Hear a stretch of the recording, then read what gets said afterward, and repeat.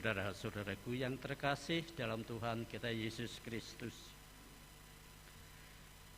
hari ini kita merayakan hari raya tubuh dan darah Kristus, daging dan darah Kristus.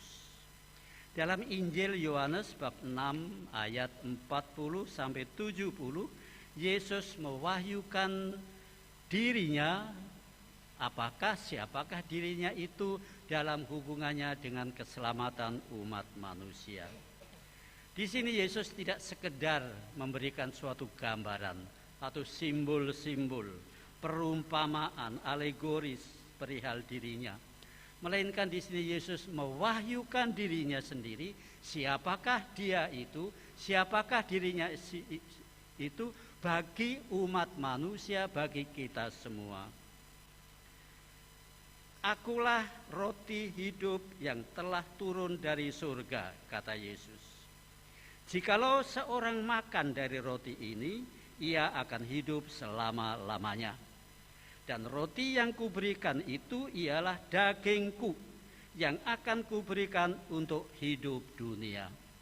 Ini terdapat pada ayat yang ke-51. Dan dalam ayat yang ke-53 dikatakannya lagi, Aku berkata kepadamu, sesungguhnya jikalau kamu tidak makan daging anak manusia dan minum darahnya, kamu tidak mempunyai hidup di dalam dirimu. Di sini Yesus berbicara mengenai daging dan darah. Bukan dalam arti perlambang atau simbol, melainkan dalam arti harafiah. Mengapa dipakai kata daging dan tidak hanya tubuh? Dipakai perkataan daging dan darah bukan sekedar tubuh atau manusia, karena mau menunjukkan bahwa Tuhan yang Maha Kasih itu telah menjelma menjadi manusia sesungguhnya. Tidak hanya lambang, tidak hanya kelihatannya manusia, tetapi sebenarnya itu Tuhan. Tapi Yesus Putra Allah telah menjelma menjadi manusia dengan sungguh-sungguh manusia, daging darah manusia yang penuh dengan cacat dan kelemahan ini. Saudara-saudariku yang terkasih, dalam permulaan Injil Yohanes juga menegaskan, kalau dalam bahasa Latin, et verbum caro factum est, dan sang sabda itu telah menjadi daging.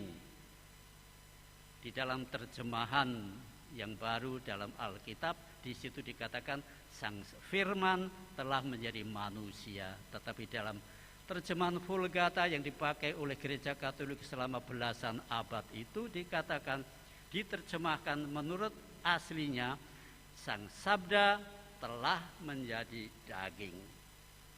Yesus Kristus, orang Nazaret itu adalah firman Tuhan, firman yang dikatakan dalam Injil Yohanes bersama dengan Allah, bersatu dengan Tuhan yang adalah Tuhan sendiri itu telah menjadi daging, telah menjadi manusia yang lemah seperti kita-kita ini. Saudara-saudariku yang terkasih, hari ini kita merayakan hari raya tubuh dan darah Yesus Kristus. Apa maksudnya? Mengapa kita merayakannya? Kita merayakan apakah daging Yesus Kristus yang ada di surga entah apa? Konkret sekali kita merayakan tubuh dan darah Yesus Kristus, daging dan darah Yesus Kristus sebagai ungkapan Tuhan betapa besar kasih Tuhan itu kepada kita, sehingga tidak hanya menjelma menjadi manusia, tidak hanya menjelma menjadi orang Nazaret, tetapi menyerahkan dirinya, menyerahkan daging dan darahnya sebagai makanan dan minuman bagi kita orang berdosa ini.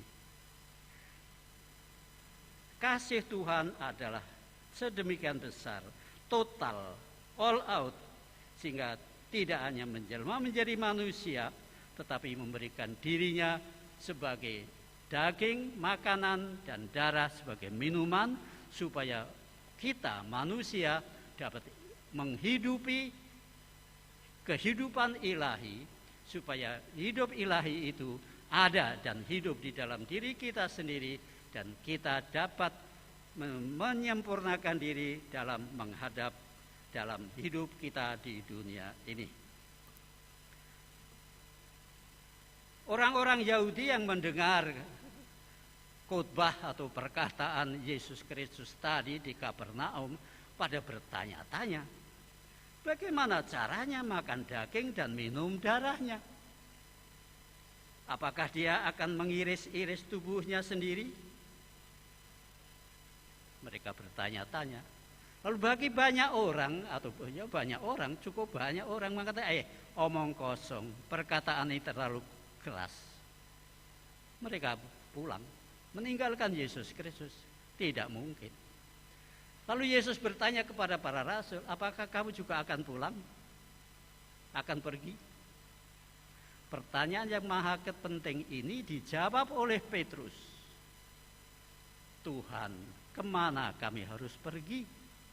Engkau adalah Sang Sabda, Engkaulah kehidupan, Engkaulah kebenaran, Engkaulah yang kami ikuti. Apakah Petrus sudah mengerti semuanya itu? Saya kira belum juga. Tetapi dengan penuh iman, penuh kepercayaan, Petrus menyerahkan diri di dalam tangan Yesus Kristus. Pertanyaan tadi, bagaimana dia bisa menyerahkan hidupnya, menyerahkan daging dan darahnya kepada kita? Dijawab dalam perjamuan terakhir seperti yang kita dengar dalam Injil tadi. Dalam perjamuan terakhir apa yang terjadi? Yesus mengambil roti, mengucap syukur, membagi-bagikan roti itu, lalu bagi-bagi dan berkata, inilah tubuhku, inilah dagingku. Dan setelah itu mengambil piala yang berisi anggur, bersyukur kepada Tuhan, memberkatinya, kemudian dibagikannya kepada para rasul sambil berkata, inilah piala darahku, ambil dan minumlah. Dengan demikian maka di dalam perayaan Ekaristi Kudus ini,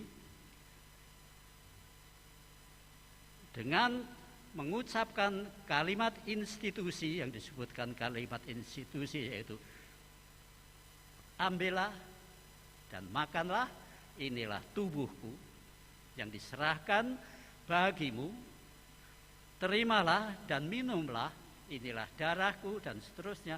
Kalimat institusi ini dengan dalam perayaan Ekaristi, dengan mengulangi kalimat institusi ini, maka roti dan anggur menjadi sungguh-sungguh daging dan darah Yesus Kristus. Karena apa? Karena para rasul diberi kuasa untuk melaksanakan perayaan ini. Kapan memberikan kuasa itu? Kan sesudah mengucapkan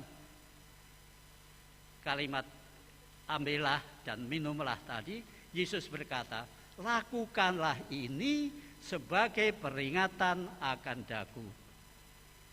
Kalimat itu tidak boleh dihilangkan. Sebab dengan kalimat itu Yesus memberikan kekuatan, memberikan kekuasaan kepada para rasul untuk melakukan hal yang sama, sehingga hasilnya pun sama. Dan inilah yang disebut sakramen imamat. Jadi dalam perjamuan terakhir ada dua sakramen yang diadakan, sakramen Ekaristi dan sakramen imamat. Para rasul digantikan oleh para uskup. Karena itu yang mempunyai imamat penuh itu para uskup. Hanya para uskup bisa mentabiskan orang lain sebagai pembantunya menjadi imam. Dan sampai hari ini para imam-imam itu ditabiskan oleh uskup untuk bisa mengulangi lagi, mengadakan sekali lagi perayaan Ekaristi Kudus, sehingga di dalam perayaan Ekaristi Kudus itu terjadi tubuh dan darah Yesus Kristus, daging dan darah Yesus Kristus itu sendiri. Dan tidak semua imam boleh, harus ada delegasi khusus.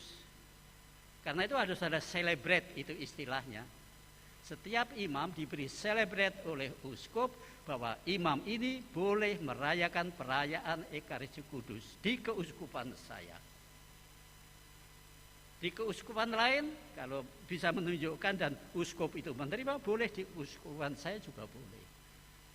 Kalau imamnya nakal, imamnya berdosa, imamnya berhalangan entah apa, entah menjalankan sesuatu yang lain, uskup bisa tarik kembali. Kamu tidak boleh mengadakan perayaan Ekaristi Kudus. Itu disuspensi namanya. Saudara-saudari yang terkasih, memang inilah yang terjadi dalam setiap perayaan Ekaristi Kudus. Dan ajaran mengenai darah dan tubuh, daging dan darah Yesus Kristus merupakan suatu misteri ajaran Gereja Katolik yang memang tidak bisa dibuktikan. Harus kita terima dengan baik. Dan juga merupakan sesuatu kebenaran ajaran yang agak sulit diterima. Tetapi Yesus Kristus tidak membiarkan keraguan-raguan itu. Beberapa kali, sebenarnya banyak juga ya, beberapa kali dibuktikan bahwa roti dan anggur yang telah diucapkan kalimat konsekrasi pada roti dan anggur itu sudah lain.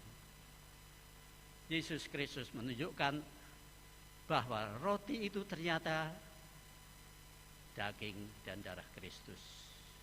Ada macam-macam cerita yang terjadi sungguh-sungguh, tapi tidak usah diceritakan sekarang.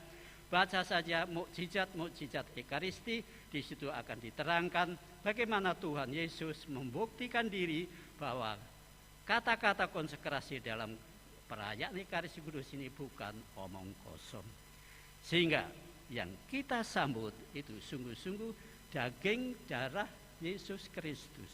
Yang kita sambut dalam perayaan Ekaristi Kudus itu sungguh-sungguh tubuh dan darah Yesus Kristus. Bentuknya daging, bentuknya memang roti dan anggur yang sederhana itu, tapi percayalah Yesus Kristus itu sendiri. Saudara-saudari yang terkasih, hari ini kita merayakan perayaan tubuh dan darah Yesus Kristus dengan maksud supaya kita sungguh-sungguh mendalami, menghayati dan bersyukur kepada Tuhan atas anugerah Tuhan yang maha besar ini. Selamat menerima tubuh dan darah Yesus Kristus di dalam perayaan Ekaristi Kudus hari ini.